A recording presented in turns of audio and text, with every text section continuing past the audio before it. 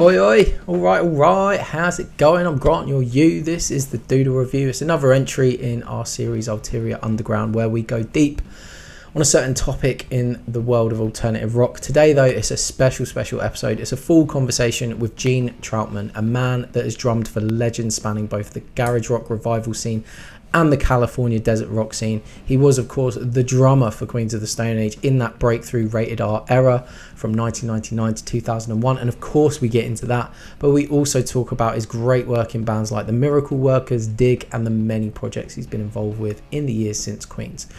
If you're here for Queens of the Stone Age chat, I've got you covered. Once you've got done with this video, head down to the description. I've done a bunch of videos now centered around Josh Homme's legendary band, and if you're into long form conversations of this type, why not also check out interviews with Travis Keller of Buddy Head and Joe Cardamone of the Icarus line. Nothing else left for me to say other than a big thank you to Gene for giving up precious time talking to me. It was first thing in the morning my side, hence the bedhead, the bleary eyes, which I'm sure you'll see, but Gene was so friendly, so forthcoming, and really generous with his answers. He truly made for a great conversation. You're a top bloke, Gene. I appreciate it. Now, let's get into it. All right, welcome, Gene. Thanks very much for hopping on. I think what I was really keen to chat to you about. I mean, obviously, you know, I first became aware of your drumming from obviously your time in Queens, but you've done so much stuff before then and after. So, if it's all right with you, I'd love to chat a little bit about obviously your time in Queens, but also what came before and after that as well. Totally happy to. I love talking about myself. Excellent. Nobody listens anymore. It's just my wife and my daughter, and they're like, yeah, right, whatever. Exactly. Well, hopefully this give you a chance to go down to memory lane. Yeah. The first way I always like to start it though is like whether, you know, it was on your turntable or in your car or streaming, like what was the last piece of music you listened to before hopping on to chat with me?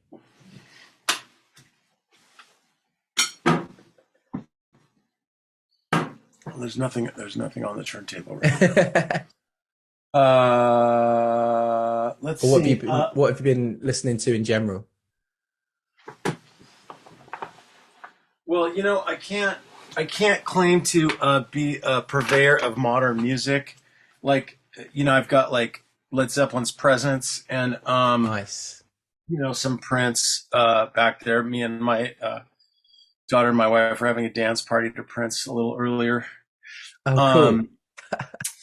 And the very last thing I listened to was a Facebook friend of mine, Thomas Hornbrook, who's a fan of Queens and Masters of Reality. I think he runs maybe the German side of the Masters of Reality fan social media or whatever, and he sent me a complete performance of from their recent tour where they played in Belgium. I'm not quite sure the venue because I just started to get into it, but it was really amazing. Yeah, it was really great. And Alan Johannes is playing guitar on the tour, and I mean he was incredible. When I first saw him play in, you know, whatever it was, 1998 or 1999 was maybe the first time I saw him play. I mean, he was incredible and a virtuoso then, and he's only continued to get better, you know, and apply himself, unlike a lot of musicians. But he's super disciplined and is just the consummate professional, and he really like adds a lot to that. And but they're all great musicians, and the bass player is a new guy that I'm not familiar with, but I think an old friend of Chris's from upstate New York, and came on tour with them too. Oh man, yeah. I mean, probably my biggest regret this year is not seeing them. They came through London. Yeah, I can't remember what the reason was, but yeah, it was the instant pain of regret, especially when I heard that Johannes was playing with them, because like you say, he's out of this world. I'll have to try and track down some recordings. And they just don't tour that much, you know. So yeah, if you ever get a chance, or if like you hear their touring even in the States if you can afford to get a ticket to come to the States to see him play. I think I'll have to. I think I'll have to. I don't think I can deal with the pain of missing them again. Yeah, they're really good. So, I mean, that would be like the most recent thing I heard was today was this live Masters of Reality thing. I don't know what I'm listening to new these days. Not the fucking Black Rebel Motorcycle Club, but the it's like all my favorite bands have black in the title. Black Sabbath, the Black Keys, Black Rebel Motorcycle Club, Big Black, Black Flag, the Rolling Blackouts, and Yeah, then this that's other band that has black in the name, and I can't fucking the Black Angels. I love the Black oh Angels. cool. I really, really like if I could play drums in a band, um, it would be like them, or I really like the Band of Skulls. I know they were kind of like sort of a little on the poppier or more polished side, but I really liked the first two records that they did, and I love the music that they were putting out. Yeah, totally. So I I mean, don't know, but all of those bands you listed. that's like 10, 12 years back. So that's as new as I can claim. I always have the same conversation with myself. I do keep up with new music, but at the same time, there's only a finite amount of time in the day, and I feel like, am I missing out by not kind of delving back into further stuff like some of the bands that you mentioned? I only know an I heard album here or there. I heard like a little bit of the newer High on Fire and thought that was really incredible. That And is rad. yeah, and Cody's other band. I think Cody's the drummer currently for High on Fire, Mhm. if I'm not mistaken. And his other band, Big Business, is they're really cool. And then for a while he was touring with the Melvins as like the second drummer with Dale Crover, and that Yeah, was really great. that's such a cool setup. I'm always fond of a two drummer situation. I was really surprised that Josh never pulled that off. I mean, I guess he kind of did a couple of times on live performances with him and Eagles of Death Metal, Hmm. but I Well, always had hoped that he would do that with Queens. well, we're jumping ahead a bit, but yeah, I was going to ask you because some interview is lodged in my mind somewhere. I saw an interview with him, and he even this is like 2000, and he was like, "Oh, that's something I want to try." Hmm. Um, Yeah, but he talked about it for a long time. I think it's kind of expensive, like to add that much to your back line and then pay yeah, another guy, uh, you know, pay another guy, fly him around and move him around and stuff. It's expensive, and it costs money to keep a show like that going. And yeah, especially back in totally. 2000, he didn't have a shit ton of money. It was kind of a shoestring budget still. Yeah, I mean I think that's the thing that people probably forget as well. You're not thinking about just the other guy that's drumming, right? It's a whole other set of drums to bring, set up, you know, maintain, tech Yeah. for. Hmm. It's a big ask. Yeah.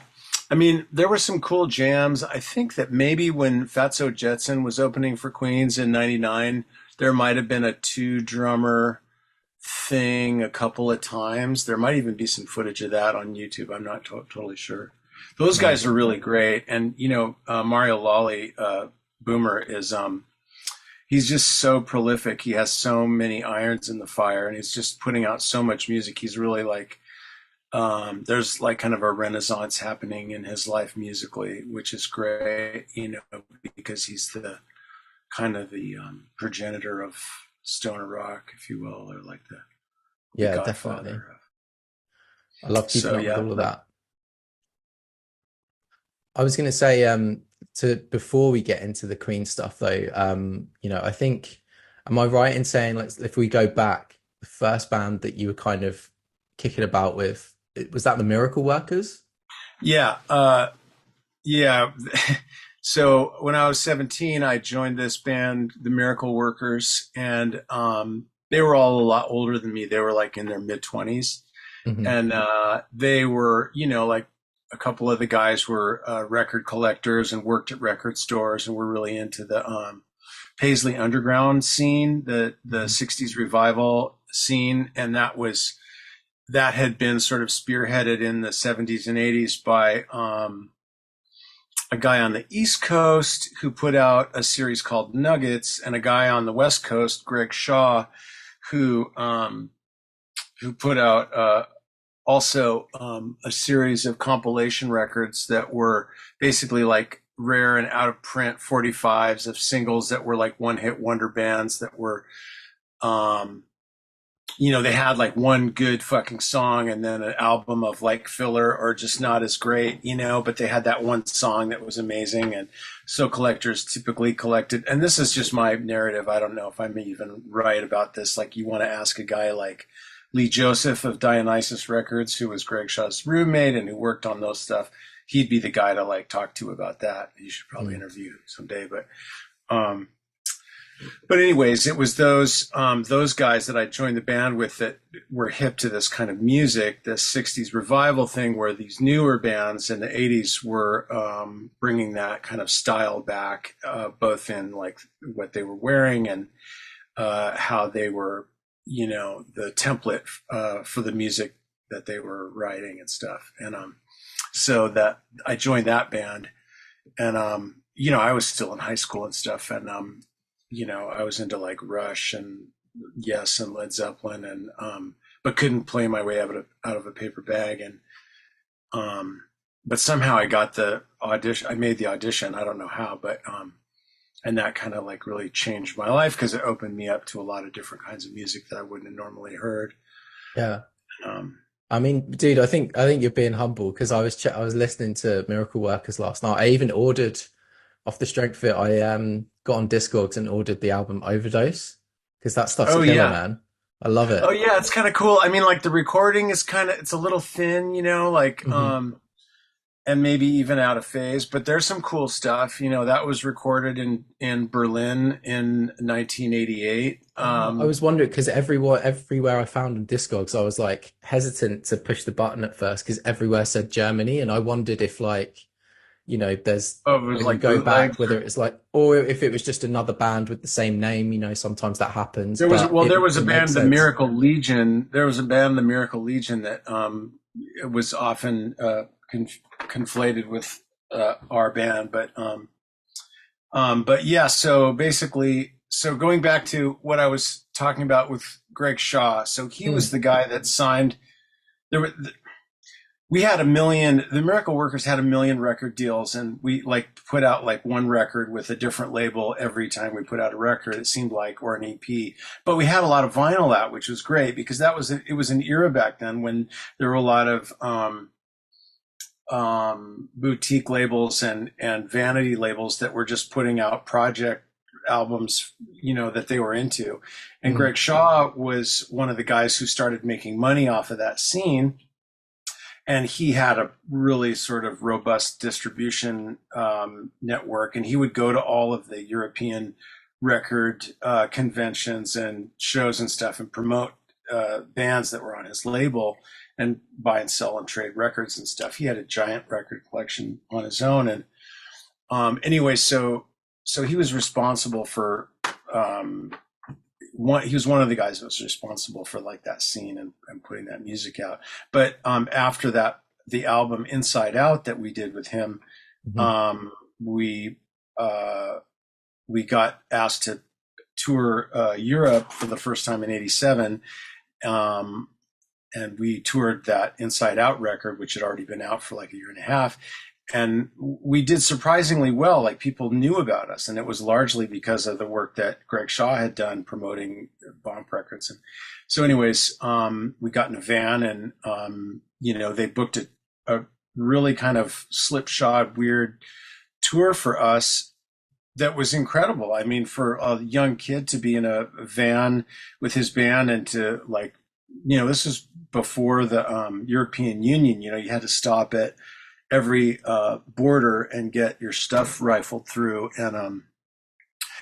and it was before the internet, so like there was a lot more individuated culture between Sure. countries that hadn't sort of homogenized as a result of you know modern media and the internet and all that stuff. So it was a really special time, and people treated us, like Americans didn't treat independent bands very well. Like you were lucky if you got a pizza and a six pack of beer, and maybe you got gas money to get to the next show. And like you were kind of treated like, you should be grateful for what you're getting, no Mm. sound check, and that kind of shit, or at least we didn't get that, but we were from Portland, which is kind of a smaller backwater town back then. Oregon wasn't really recognized as a state that was like putting out modern pop music per se, Mm. or like rock and roll. Although there were like a lot of great bands out of there, like Poison Idea and the Wipers and Sado Nation, and like great punk stuff. But anyway, so we went to Europe, and it was amazing. We had a great turnout, and so there was this label there that asked us to record for them while we were there, and we went to Tritona Studios in Kreuzberg, Berlin, and there were riots happening. It was in '87, and there were a lot of, I guess it was like anti-fascist riots and Right. anti-police brutality riots, and the wall was still up, and so Yeah. Wow. Berlin was this island in the middle of East Germany, so it was kind of this weird safe haven, kind of like Christiania and Denmark used to be, like where it was just, kind of like a free for all. So, we were really inspired, and we were living in Berlin for a couple of weeks, and we got to do this record, and it was awesome. Yeah, that must have been. And you say you were what, 17, 18 then?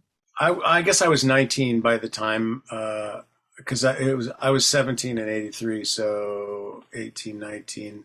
I guess I was 20.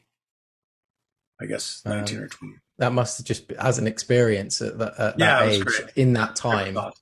must have been Yeah, it was a insane. mind blower. It was a mind blower, and like it made such an impression, like that on the bass player, for example, that he ended up staying in Bern. And well, he didn't stay there after the tour, but he ended up meeting someone and falling in love and getting married and moving to Bern, which is actually Wow. the first town we played in when we got to Europe. So it really made Amazing. this huge influence. It had a huge effect on us, a huge influence on us. And Totally. so yeah, we were. But by the time we went on tour in Europe, had already moved from Portland to Los Angeles, and we were kind of like the Paisley Underground movement had sort of been eclipsed by bands like the Go-Go's and the Plimsolls and the Psychedelic Furs, who got like more pop recognition, and Mhm. that the underground part of the movement continued on, and there's bands to this day that are still together that continue to put out records and stuff in one form or another. But we were trying to reinvent ourselves a little bit, and we weren't into like the Sunset Strip hair metal scene. And we were really listening to like the MC5 and the Stooges, and the Velvet Underground and the Cramps, Mm. um, You can and really that hear kind of that stuff, in and the trying in the to, recording. yeah, and we're trying to get, and the Flamin' Groovies was a big influence on us too. We really love the Flamin' Groovies, and they were kind of like an interesting uh, a '70s band that was trying to do a revival of music format from only 10 years before, and yeah, really great band.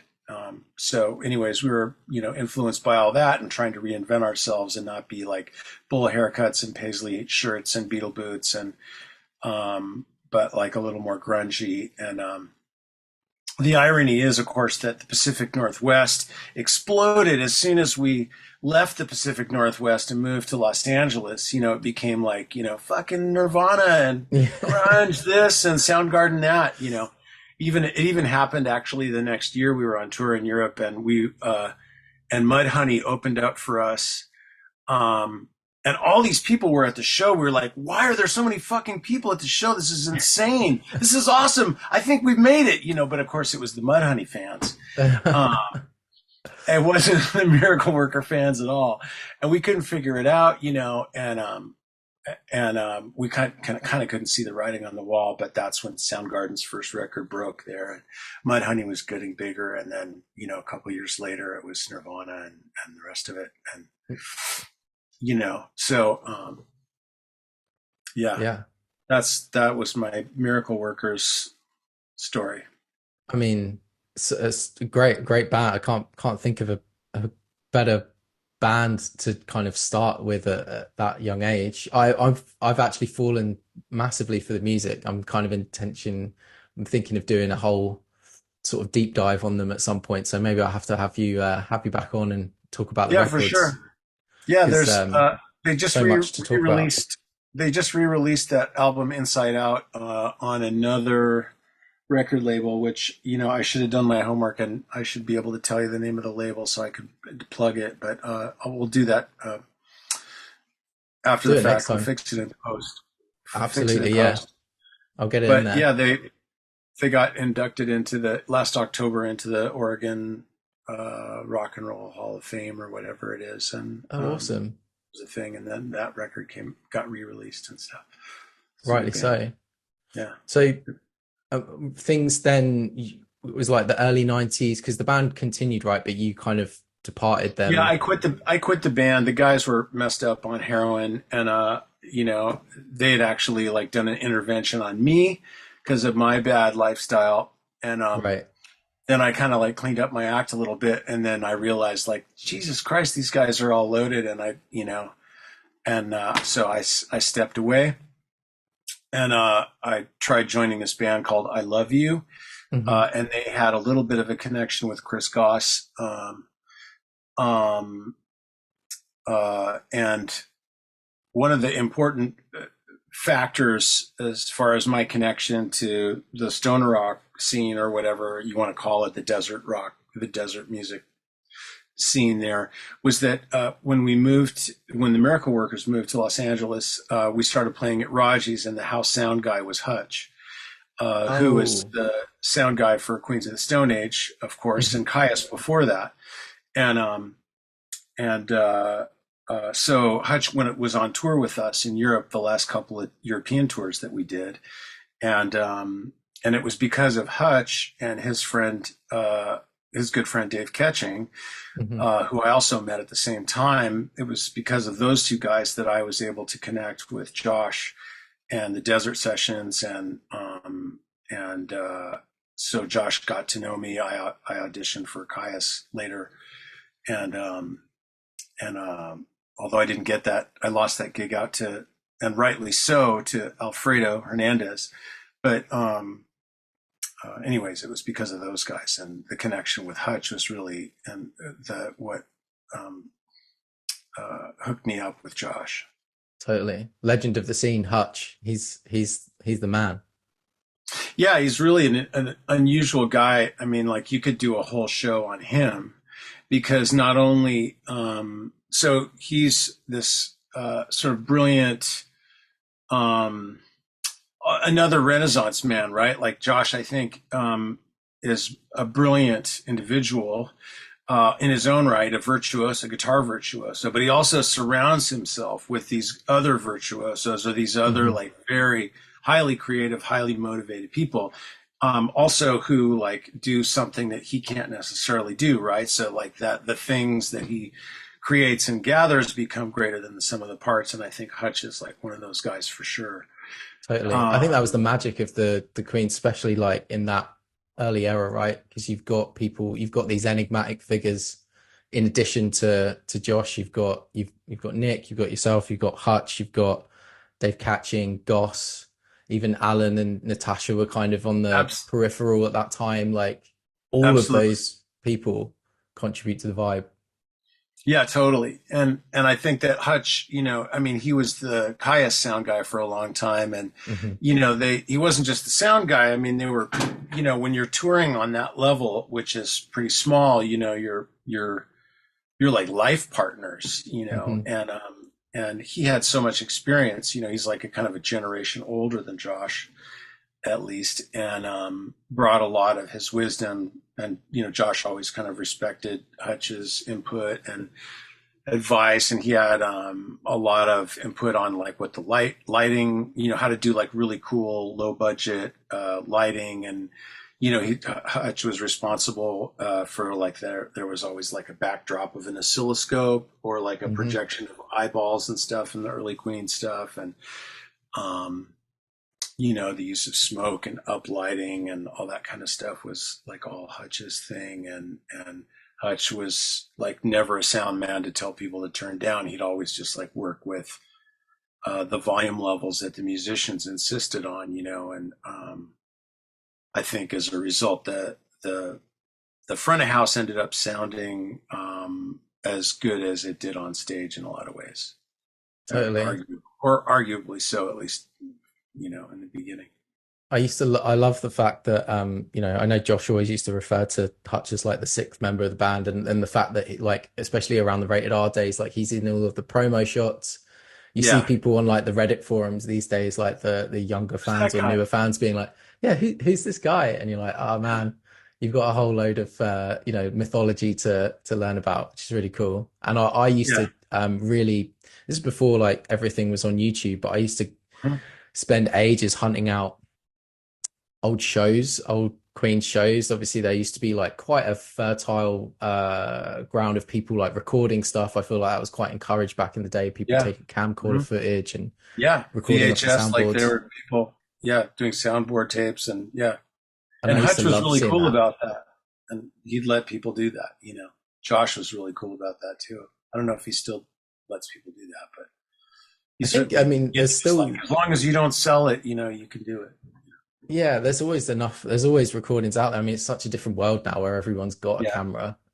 But yeah, I always encourage people to like go back and check out specifically like the 99, 2000, 2001 era shows, because especially if you can see a good quality like video, and there are a bunch out there, like the sets are always so dynamic, but like you say, sounds great. You get to see the lighting stuff that Hutch is doing as well.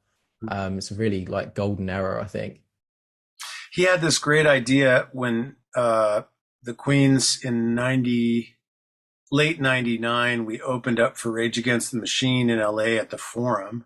Hmm. Um, What a which bill. like don't ever like fortunately for all bands, Rage Against the Machine's probably not going to be touring anymore, but those guys were just impossible to follow or to open up for. They're I just can like such a imagine. force of their own, like incredible musicians, and just like the electricity with the audience in them was incredible. But anyway, so we opened up for them, and Hutch's idea was to get a bunch of people in black, like completely dressed in black, like black balaclavas and everything.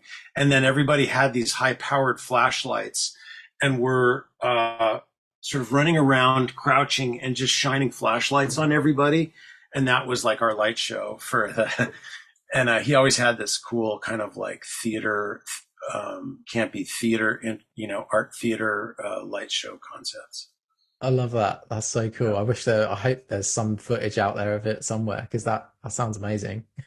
Yeah, it was cool. I mean, it was definitely conceptually cool. There wasn't a whole lot of people in the audience that early that night to see us, but it was, I was there. That's some of the beauty of the early stuff though, isn't it? Like, it's kind of there for those few people that saw it at the time, and that's it, especially then, because not everything's documented as it is now. Yeah, it's really trippy. And, I mean, I wonder how many guys, how many fans that were coming to the shows in the first album and Rated R era are still fans, because I think that a lot of the people that follow the Queens now are discovering the old music as a result of getting into them after like Villains or some of the Hmm. later records. But It's really amazing. I can't imagine what it must be like to actually try and play live music as a new band, trying to establish yourself on a professional level and to like disseminate your music and get people's attention. It's a completely different animal than it used to be, and it's completely beyond me. I I would think never, it's I wouldn't I be think able it's to do beyond a lot of people. Like I think that's the big problem from my vantage point is that the people these days that get the attention or get the shot at the limelight and aren't necessarily the people that are the best songwriters or the best, musicians. It's the people that have a mastery of what is effectively social media marketing, which is a it. Right. whole skill and talent of its own. And I wouldn't actually want to diminish that. I think it's easy to be like, oh, TikTok generate, but like there's skill in that, but they're two different skills. And I think there's a whole group of people that are incredible musicians, songwriters that don't have that marketing skill and then fall through the Yeah. cracks. Yeah, totally. I mean, and then there's the next generation that's coming up that will probably have it all mastered. I mean, like you see videos of like little kids being able to play these really complex, seemingly complex guitar solos or whatever, and doing these blast beat drum solos and stuff. And you're just like, holy shit! Like, how do they know how to do that? Like, I certainly don't know how to do that. No. And then on top of that, they've got like, a million followers. So And that's I guess, that's when I put my own guitar down and I'm like, okay, I'm done. It's not yeah, happening. that's why. Yeah, it's like, okay, well, I can cook. I can cook. Yeah, So I'm that's a what I lot do. right like on the other skills. Um, Before we get into just going back a bit before we get fully into the Queen stuff. So you joined the band Dig for a while. Hmm. Um, and I was again listening to those guys. For me, it's like a whole other treasure trove of music, and they've got a really interesting story. But the album Lifelike that Hmm. you were on, I think when you were saying before about how the recordings for Miracle Workers maybe feel a bit raw and a bit thinner. The thing that stood out to me immediately on that record is how great the drums sound. Um, just you're playing, but also how like well mixed they are. They're like fully up front. Um, and yeah, again, I would recommend people checking out that Yeah, album. it's a good record. To be honest, I don't know how much of that's me. Oh, I really? mean, I get credit on the record for some stuff, Hmm. but they brought in another guy too, and so I don't, uh, I don't know. I think I drummed on some of it. I think that was me, but there was another guy there too. Was that so? Uh, Was that like the previous member? Was there crossover when recording no, or? no. To be like brutally honest, like I did a lot of pre-production with Scott, the songwriter singer, Mhm.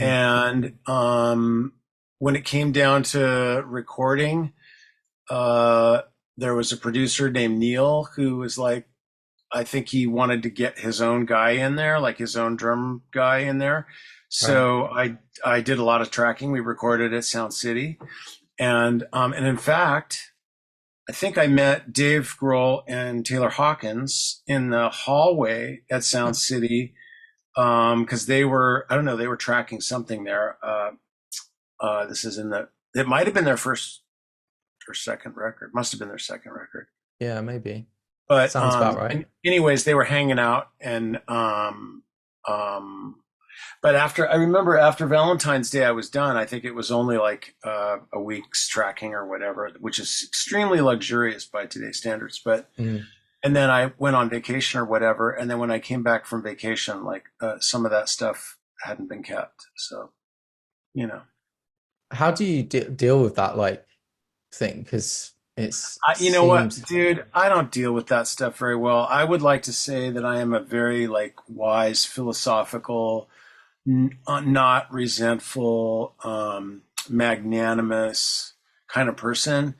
But, like I'm a musician and I'm essentially like a kid trapped in a man's body who looked at the Kiss Alive album and said, like, that's what I want my life to be. I want to be like in a band. I want there to be smoke. I want the, the adoration of the fans and and the pyrotechnics and the parties backstage and the, life on the road. I want all of that. And so like anytime like you get a taste of that and that's what you think you finally have gotten or become, and then that goes away, it's like you can't help but like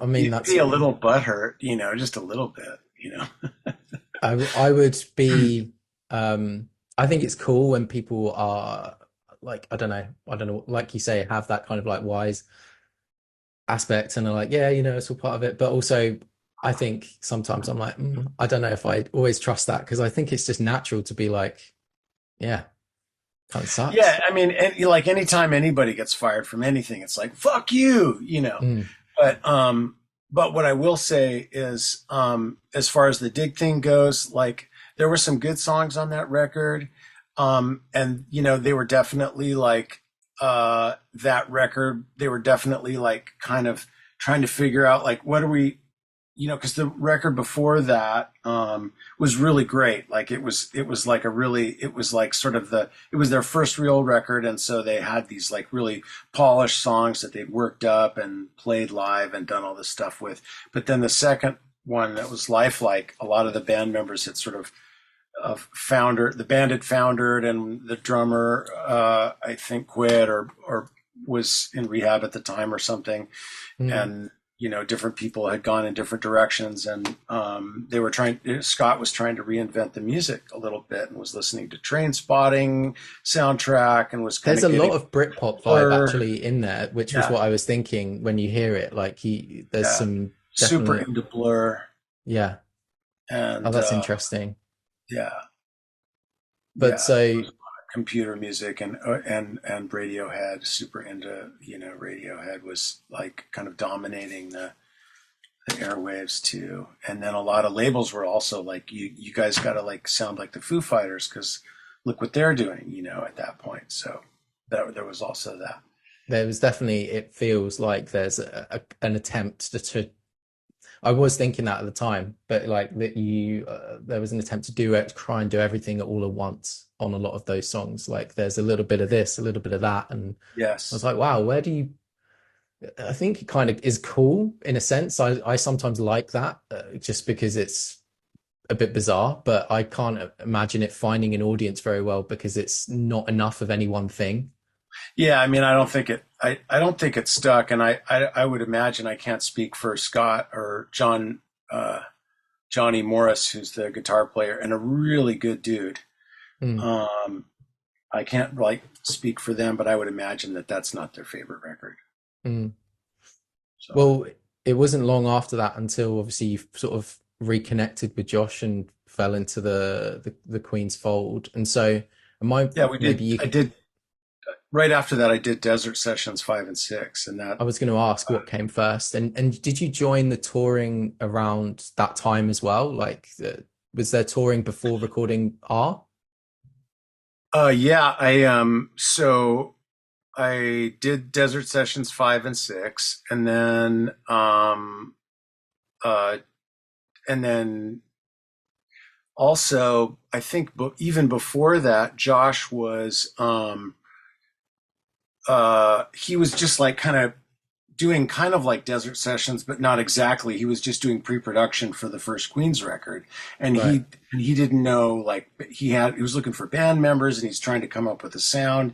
And I think that was there's better historians than me certainly and timeline people, but I remember this guy, the Kid, that was singing and playing bass, who was a real badass, and Pete Stahl was kind of up and involved a little bit, and Dave Ketching. It was all at the Rancho. All the kind of pre-production. I think that maybe was part of the Gamma Ray thing, and already um, uh, gosh, who's the guy from Screaming Trees? There was Mike Johnson, but then there was another guy that that kind of Van was playing Connor? in Mike Van Connor. Was Yeah. it Van Connor? I can't remember, but I hadn't been jamming with them at that time. They'd already come and left, and I think Matt Chamberlain as well had come and gone. Hmm. As far as like, he was just trying to kind of come up, audition various members and see about like chemistry, between players and stuff. Yeah. Um, so that happened, and then 5 and 6 happened, and then I think he sort of coalesced what he wanted to do and realized that it would just probably be him playing bass and guitar, and then he got Alfredo playing drums on it wisely because he knew that was a real known value, right? Like Hmm. Alfredo's a badass. He played in the last couple Caius He definitely record. did I know he did Circuits, the Circus, last but one, and then their split EP they did after that, I think. right, the Queen's Beaver split EP, yeah. Hmm. And the Um, Caius one, I mean, Caius Queens. or Caius Queen split, yeah. Yeah. Yeah. And yeah, so that was all happening in 98, between 97 and 99. And then Hmm. so in 99, the Queen's self-titled, in 98, the self-titled record came out, and Fredo was touring that with Josh and Nick. And then Fredo's last gig with Queens was at the Santa Barbara Bowl in 99, and I was at that gig, which is great. It was a great show. They were opening for Hole. And then all of us, like all sorts of weird shit happened afterwards. Like I was backstage and got drunk, and me and Dave Ketching broke into like a hospitality room, and they had all these sombreros, and we started passing out the sombreros, and everyone was wearing sombreros and drinking tequila, and we kind of got in big trouble and got banned from the venue for some period of time. And Amazing. yeah, and but anyways, that was I think Fredo's last gig, or maybe it was the gig after that at the Troubadour. And I was hanging out at the Rancho with Dave and Hutch, and Josh and Nick drove up to the Rancho and didn't know that I was there, but they were like, "Oh wow, that's weird. We were talking about you, and we were talking about Adam Maples, and we were wondering like if we should ask one of you guys if you wanted to come on tour for the rest of the first record touring." And since I was there, I lucked out. It was kind of like, "Oh, well, you're here. What do you think?" And I was like, "Fuck yes, I would love to," because I was a Sick. huge fan of that record. I listened to it Hmm. all the time. In my sleep, I would like let it run even while I was sleeping. It was so fucking great. And so I was stoked. And Dave Ketching was on tour, and Hutch was the sound guy, and it was just me, Dave, Hutch, Nick, and Josh. And one. I think one tech, which was this guy, the droid. Um, and he was a brilliant kid from, I'm going to say like Massachusetts or Connecticut, but maybe, I can't remember. But he was like he wasn't a trained roadie. He was just a fan of the music and was actually like a mathematical wizard. He was he was highly intelligent. He was like a brilliant IQ. And he thought that part of what he had to do as a guitar tech was learn all the songs on guitar. And he didn't really play guitar. So he Right. like he in order to like get the gig, he thought he would have to like memorize all the songs on guitar and be able to play them as well as like whatever tune and change strings and move shit Wow. around. A bit of a He was a savant great guy. then. Yeah. That's So really cool. I don't know for sure, but when there's that song, "These Are Not the Droids You're Looking For" on Desert Sessions, I feel like that's how Droid got his nickname, or vice versa. That's how the song got its nickname. Oh, that's cool. I mean, what a sick nickname. That's one you got to be pleased with. I was just gonna say, yeah, like that sounds like such a ragtag bunch of guys. Like that must have been good times, those touring days, Yeah. that 99 era. Yeah, it was really great. It was a really great time. It was really funny.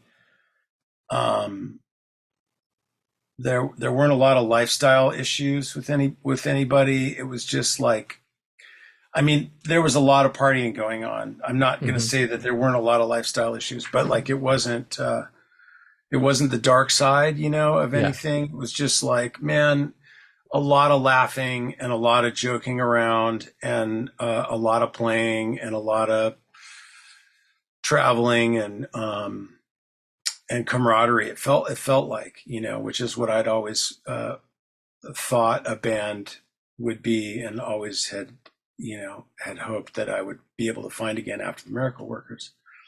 So Yeah. I was really stoked to be a part of that in those early days. And you toured For a sure. bunch, right? Like the dates, the tour itinerary that I've sort of seen from the past is like just dates on dates on dates.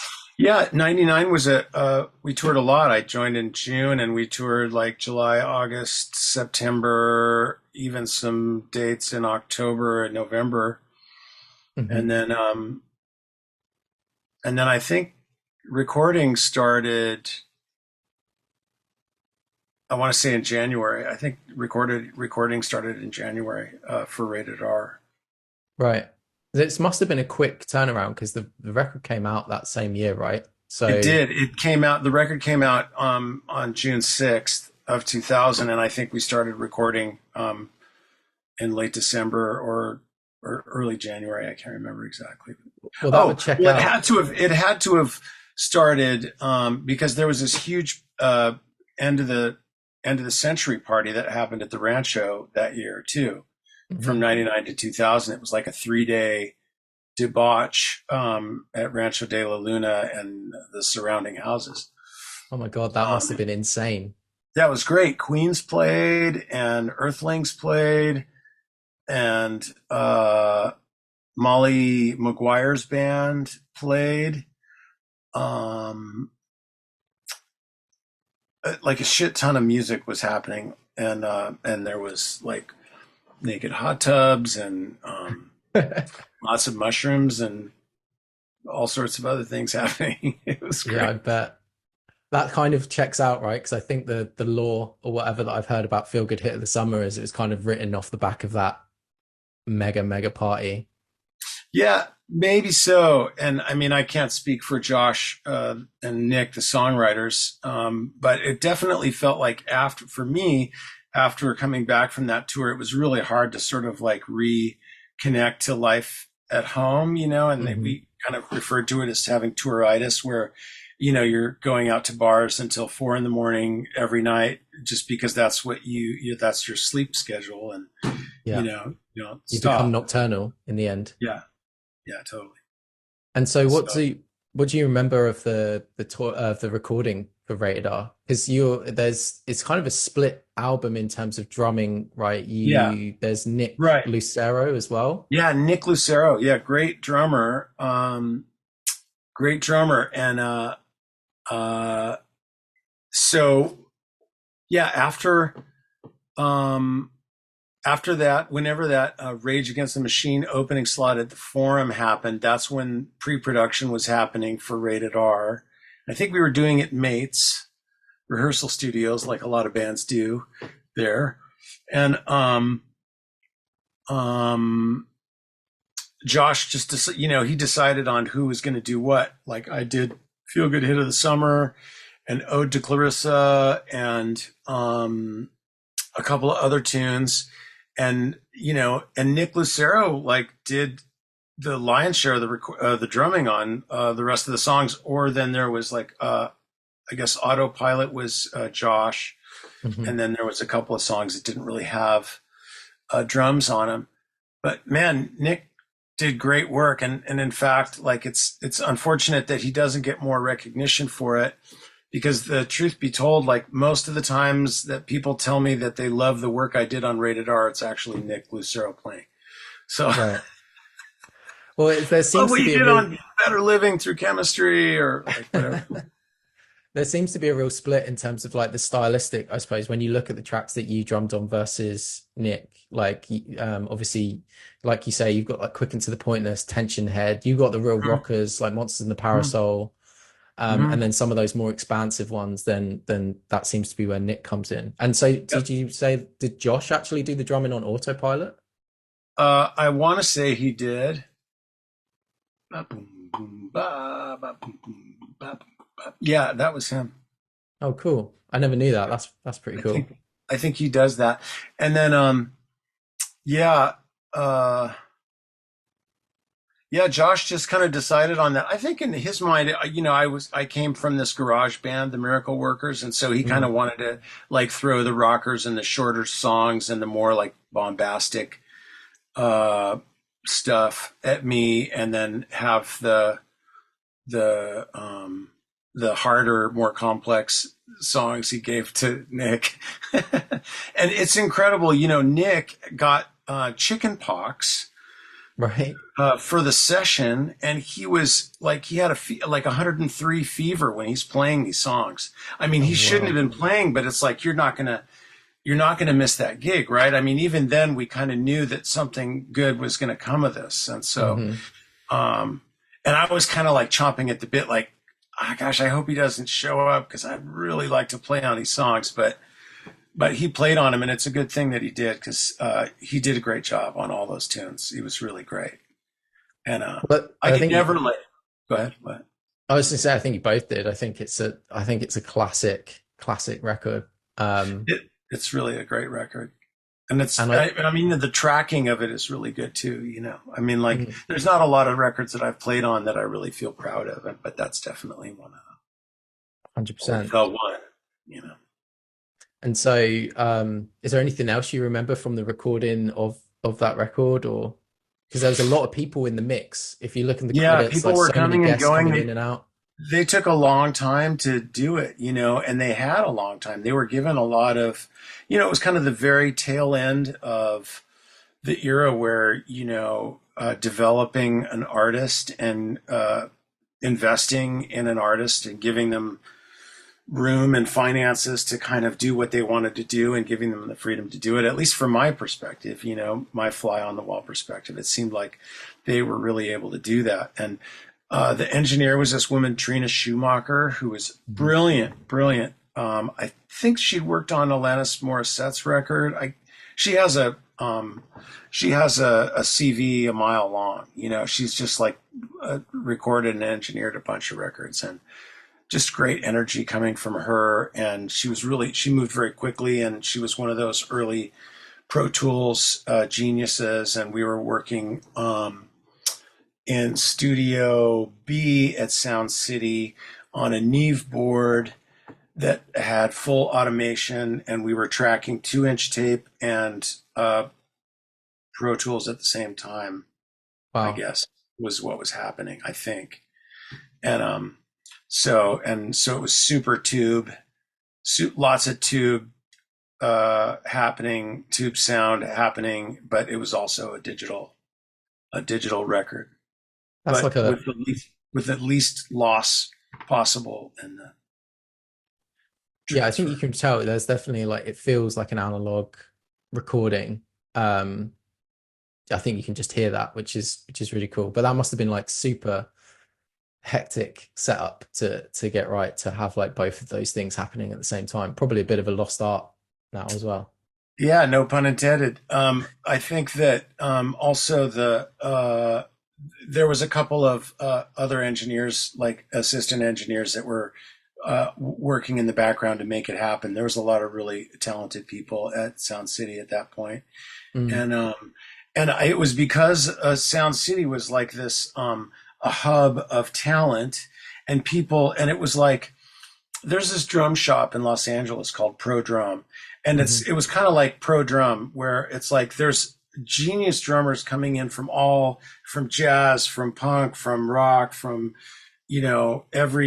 from pop, and they're just hanging out. These fucking brilliant rock stars just hanging out, shooting the shit with the guys at the counter, Stan and Jerry. And it's the Hmm. same thing Siobhan, who was kind of the office manager and worked at Sound City, was kind of like, she knew all the artists, and the artists were hanging out in the lounge, or getting a copy of a master, or like remixing something, and that's how Rob Halford got on the record. And it's just, he was happened to be there, like they were working on retracking drums for, I don't know, whatever it was that they were working on at the time. Yeah, that's wild. I always think that that's still one of my favorite bits of trivia, is that Rob Halford of all people was on Feel Yeah. Good Hit. Yeah, Do you re- and they just, Chris Goss was just like, "Hey, Rob, do you think they were all playing pinball or whatever in the lounge, or Galaga or whatever the video game was in the lounge," and just like, "Yeah, hey, Rob, while he was drinking his tea and having a cigar or whatever, you want to." Yeah, okay, sure. The lyrics are, nicotine, Valium, Vicodin, marijuana, ecstasy, and alcohol. He's like, "Oh yeah, that sounds familiar. Rock and roll cocktail." Yeah. So obviously the record comes out, I think starts doing stuff straight away. Lost Heart was obviously pretty big single. Interesting time. I always think it's such an interesting time because like it's the dawn of, or not the dawn, but like at the time, nu metal is the predominant Yeah. kind of like rock. If it's not boy bands and girl bands and pop music, sweet, sickly pop music, it's Hmm. like Limp Bizkit.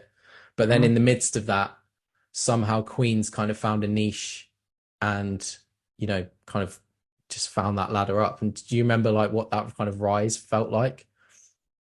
Well, I mean, it didn't feel like much in the States, to be honest. Right. It felt like a lot. It felt like a lot in the UK. I mean, Hmm. we had a lot. There was a lot more love from the Interscope people in the UK, and there was this woman who was running the promotion named Lisa Paulson, and she was just really, or Paulin, I think, Lisa Paulin. Sorry, Lisa, if you ever see this, I haven't seen you in a million years. You're fabulous, and the Queens owe you a lot. And I can't remember how to pronounce your last name.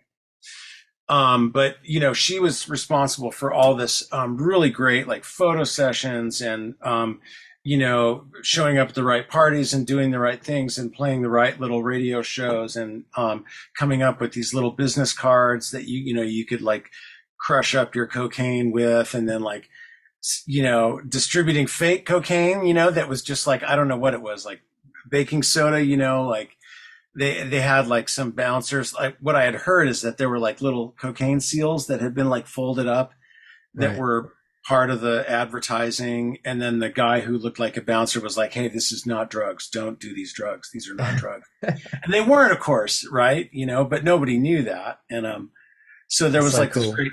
there was this great street team thing happening. But in the States, Eminem was breaking, Hmm. and that was on the same label. So the label, I think, just was like, "Look, Eminem is huge, and there's, we can only allocate, this one promo guy for you guys, and he's pretty busy working on Eminem too." So, I mean, That's that's maybe an exaggeration, but we didn't really like, we went on Ozfest, which I think maybe was a good idea because it like got us in front of a lot of people, mhm. but we had like the worst slot. It was like an 11:45 a.m. opening slot on the in the amphitheater stage, the main stage. Yeah. So, people weren't even showing up yet. People weren't even awake, you know. And I so we remember played that. I remember hearing that that was kind of like a tour that everyone was kind of like very begrudgingly on that tour. Like it just didn't felt like you fit in. You were obviously given a shitty slot.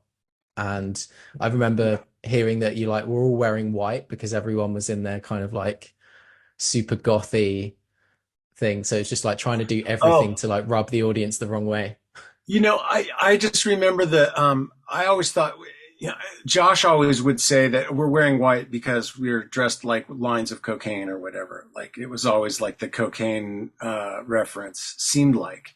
Right. And then, we bought this backline. We bought for the tour Rod Stewart's backline, and it was all SVT 810s that were painted white. And so we had this huge white SVT 8x10 backline that was, two for the keyboards, two for the bass player, four for Josh, and it seemed like, and so everything was white, and I think it was just an extension of that. What a setup! But the band, kind of, I mean, that's where I kind of like started to get a little self-destructive because you're done playing. Mm-hmm. And they haven't even had lunch. You haven't even had breakfast, really. But I mean, it's like you're done playing, and now it's lunchtime, and the rest of the bands are loading in. Right. And You people are just got a just lot of free showing up. time. Yeah. So, and you got free time, but your tour bus is locked in the back with all the other tour buses, and you're playing at an amphitheater in Middle America, and the nearest mall is 20 minutes away, and there's no rental cars, and so you're just stuck in the tour bus. So it's. A lot of That was too boozing. much of that. Yeah. But, we got to see a lot of Ozzy, like a lot of Ozzy in golf carts, Yeah, and a that's lot of fun. Jack Osborne and his sister, back when they were like sweet little kids. And so And that they was were kind of cool. fans, right? I remember them being kind of notable fans of Queen's back in the Yeah. day. Yeah, a little bit. I think probably more so after Songs for the Deaf. But yeah, they were already kind of like into it. And they knew That's what was cool. cool. And then as you moved into 2001, I think this is the most interesting time in the whole Queen's canon because on paper, there's no Queen's music coming out. But of course, there's like Desert Sessions 7 and 8 is happening. What The a great tour, record. I mean, it's probably my favorite, I think. Yeah, And the tour truly. then brings on Lanigan. You guys are Yes. doing that, and you're road testing Deaf material as well. Yep. Really, really cool. What do you remember from that era? Uh, I remember being really anxious because I knew that things were changing and I didn't know exactly how they were changing. Um, we were doing a lot of pre production after, trying to think. So after, I think that there was a short period of time after Ozfest that we focused on pre-production for the new record, Hmm. and then we went back to the UK to do like the big festivals, like and Germany to do like the South Side and Rock am Ring and Rock im Park and Reading and Leeds and those festivals Mm, and I kind of sensed that it was maybe like I kind of already sensed that it was the end of the line for me, I think. And right. because I mean, I'd already been fired a couple of times by Josh. Um, so like I kind of sensed I was anxious and I sensed that the axe was, you know, hanging over my head a little bit. So it was a little bit harder to focus. And also in July, I decided that like I needed to stop drinking again because I had been just really like trying to keep up with those guys and I couldn't keep up with them and a Was little that older was than that them. part of the reason for the tension, or why you were kind of like, why you like, in your words, you were fired a couple of times, or No, I mean, I think Josh is always looking for the best possible fit and the best face of his music, and Mhm. so I think he had respect for Nick Lucero's playing, and he kind of test drove Nick and said, "Sorry, Gene, we're gonna go with Nick," and but it wasn't a good personality fit, and I had already kind of like road tested, like I could at least get along with the guys in Mhm. the tour bus for the most part, but I don't think it was a good fit personality wise with Nick. So then they had me come back, and I can't remember what the other time was. Maybe it was. I can't remember what the other time was.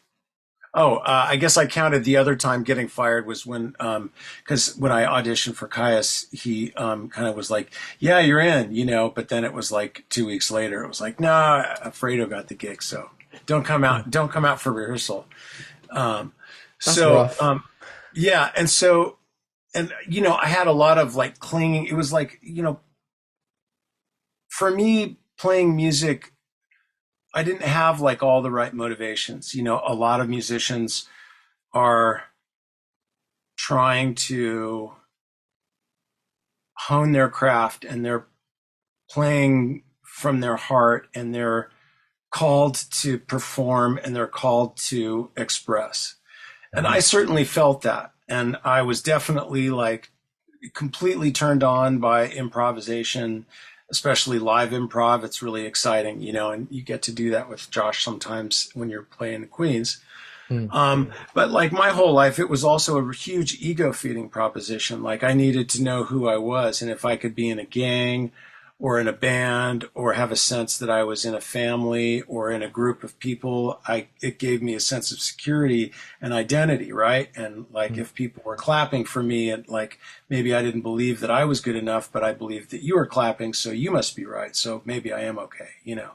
And so, like, music for me was an ego feeding proposition. And so I had this more desperate kind of clinging to it as well. And then on the other side of it, it's like, I was a pretty good musician, but I was not honing my craft, you know. I was not one of those guys who was like, I mean, yeah, I would warm up for shows and like, yes, I would rehearse between rehearsals, but not enough. Right. And there was a big step up required between Rated R and Songs for the Deaf, where it was like Josh was really stretching and doing some new things.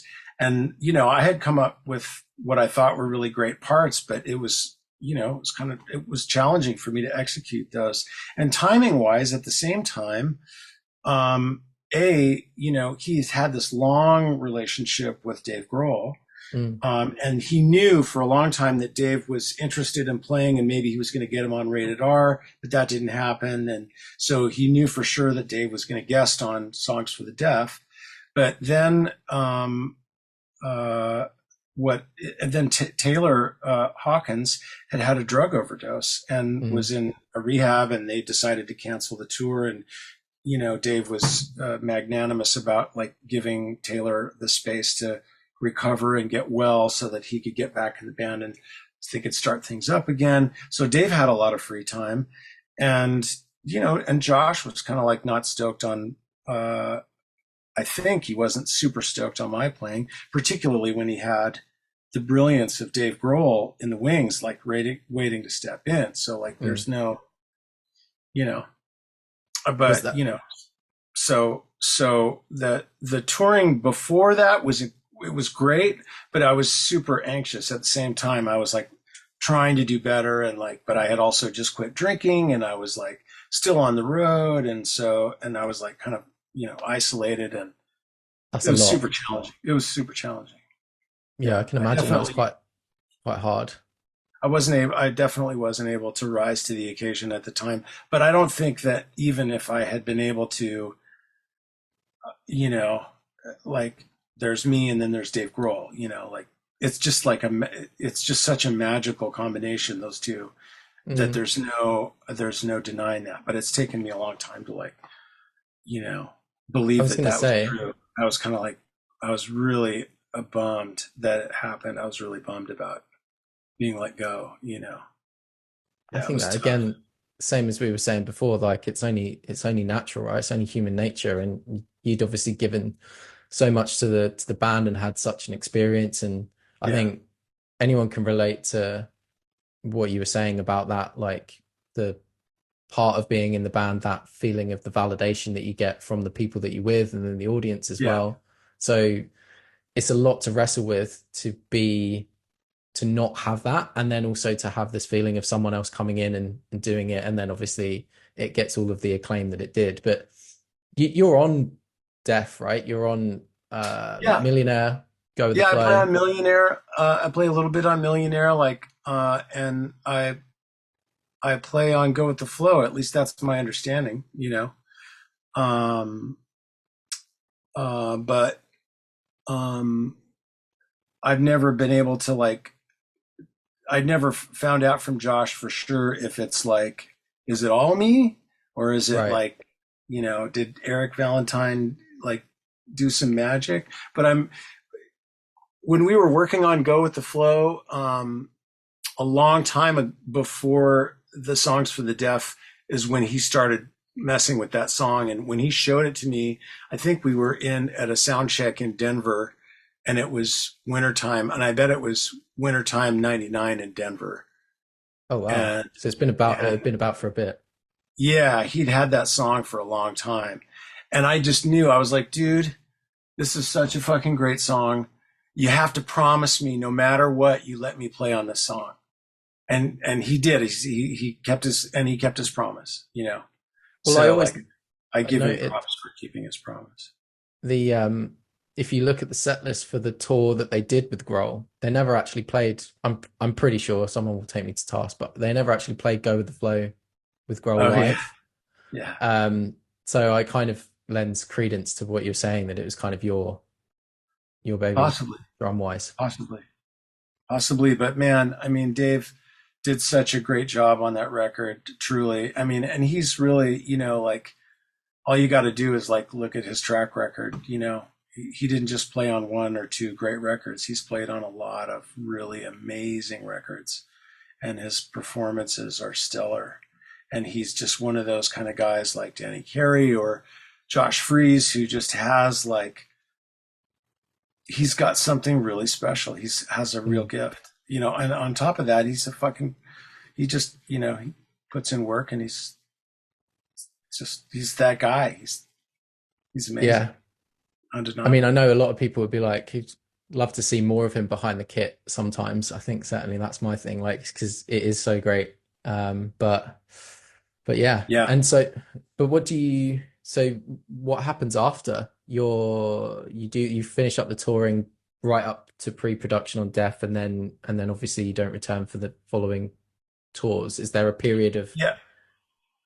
like not doing anything, or do you kind of get Yeah, back on the totally. horse? You know, I basically, you know, well, it was a really weird time in the world, right? Because we got back from tour and then 9/11 happened. Oh shit, yeah. Um, and we were in pre-production. Well, we were already at Eric Valentine's studio with our shit set up, and they were miking drums, and we were, you know, working out song arrangements and stuff. And 9/11 happened, and um, and then a week after that was when you know I got the axe, and so after that I did a Lanigan tour. Mark Lanigan was nice enough to invite me on me and Dave on tour to finish his Field Songs, which is like kind of a cover album that he did. Yeah. And that was a real honor to be able to tour and play with him. He was a really special guy, and it's truly a loss that he passed away. Agreed. Um, Yeah. Some he was not, amazing music yeah, from him totally, over the yeah. years.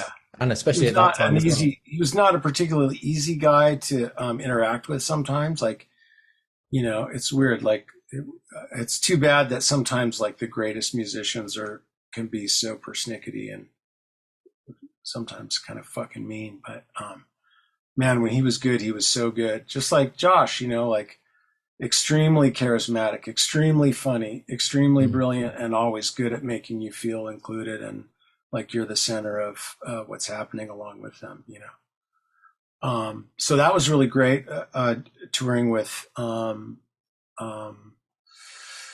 Mark Lanigan. And then, but then after that, you know, it's not like my phone was ringing a lot. And so I went back to what I had always done as a profession outside of being a drummer, which is working in the set dressing world of film and television. And Hmm. so I just started working on films and doing that and kind of threw myself into that to kind of forget about that shit. And then, Well, let me pause you there just for a sec because I sure. think this is funny. The I had what prompted me to reach out to you weirdly was I'd seen you on Instagram anyway, like knew that your profile was there. So I was like, oh, maybe one day I should reach out to Gene. But then what tipped me over the edge is I was watching Catch Me If You Can, the Tom Hanks, Leo Yeah. DiCaprio, and like I just, when you just let it was on TV, I just let the credits roll. I was kind of chatting to my girlfriend, and then I just looked at the screen at the right time among that sea of names, and I was like, that says Gene Troutman there. I was Yeah. like, wow. So was that part of the set dressing? Is that where that credit came from, or were you doing Yeah. the music stuff Yeah. And then? in fact, that was the movie that I started working on right after the Lanigan tour. Oh Um, wow. I just, yeah. So, um, yeah, I mean, I did, I worked on that and,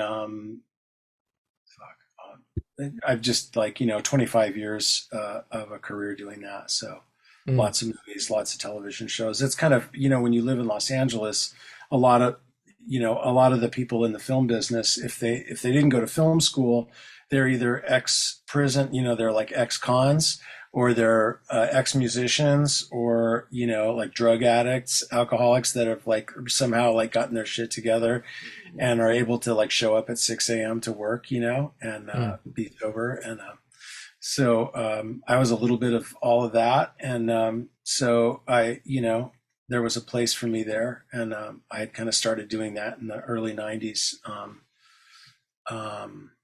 you know, pre-dig and post-miracle workers. So, mhm.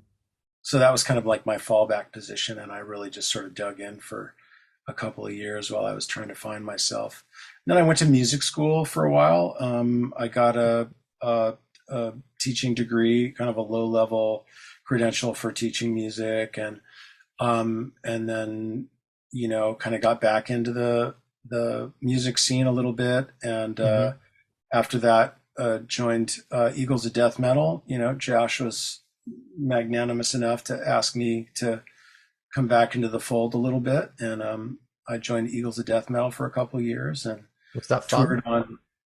Yeah, certainly the first part of it was really fun. It was Yeah. really great, and it was super exciting to kind of have like a second time around at the tour bus, and flying to Japan and doing a show, and that kind of stuff. And it was at a time when Jesse wasn't particularly involved in drugs too much, so it was like really this sort of sweet side of him, Hmm.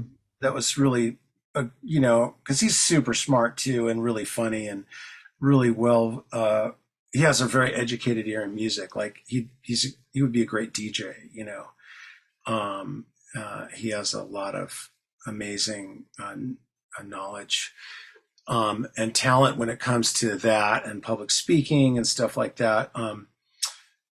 But after a couple of years, you know, I didn't want to be a part of that anymore at all. It just was, it was really unpleasant and not what I imagined would be I wanted to have my life be. I was just kind of like, I'd rather lift couches and load trucks with furniture than do this, because it's just Mm. not fun anymore. So I quit. And, after that, I have done a lot of like really small things and little projects here and there. I've played a little bit with Greg Dooley, and uh, Dave Ketching's always been nice enough to include me in his like musical ventures on and off. And the Mojave Lords, played shows with them, and Oh, awesome. That's a my great friend. project. Yeah, great guys, great project. And among there's some really other great musicians too. Barrett Martin Hmm. has recorded a lot with them, and he's just a brilliant musician. Also on Rated R, he played vibes on Rated R. Um, I was digging on Sumo Princess as well, just in preparation for our chat. It was just a mhm. really, really cool project. Is there any more in the works of stuff like that? Well, not for me probably, but because Abby and I live she moved to the East Coast. She's living up in upstate New York in Woodstock. And, but yeah, that was great. And Abby Travis is, like a force to be reckoned with. She's just has such a great voice and, such a cool set of bass sounds. You gotta your listeners have to check out her Instagram. She's just got a lot. She's just great. And she had a series of podcasts where she was driving around with her musician friends and talking about them. And the podcasts were great. And I really loved playing with her. It was really fun because I was able to like pull out my gong and my mallets and there was some expansive stuff on there. It was really cool. It was really fun. Yeah. Amazing. Yeah, I played in a band called Drag News for a little while. And I think that there's some stuff on Apple Music that they did that was pretty cool. And yeah. What's more in the pipeline? Have you got other projects lined up? Things that you're not so much projects, but I played on the Rancho de la Luna 30th anniversary sessions that Dave is doing, and so he's going to put out a series of records around that 30th anniversary, and so I'm on some of that stuff. And Mojave Lords, yeah, amazing. I can't wait for that stuff to come out. I'm always a big fan of anything that really comes out of the Rancho, especially if Dave's involved. So yeah, that would be amazing. What I'm doing now is I'm in the sort of the final stages of training as a counselor for drug and alcohol addiction, and kind of through the lens of Buddhist philosophy. Mm-hmm. And I'm doing that primarily remotely. And my wife and I are moving to Bellingham, Washington in a couple of months. Wow. And we're going to raise our 2-year-old daughter up there. Oh my God. That's going to be a big change, but that'll be so good. And so what a cool thing. And I'll take my drums with me. So I'll keep playing. Definitely. Well, Gene, this has been amazing. Thank you so much for taking the time to chat on, especially in late night over there. I really appreciate it. Thank you for talking to me. Sorry I talked so much, but no, it's been glad awesome. I talked to you.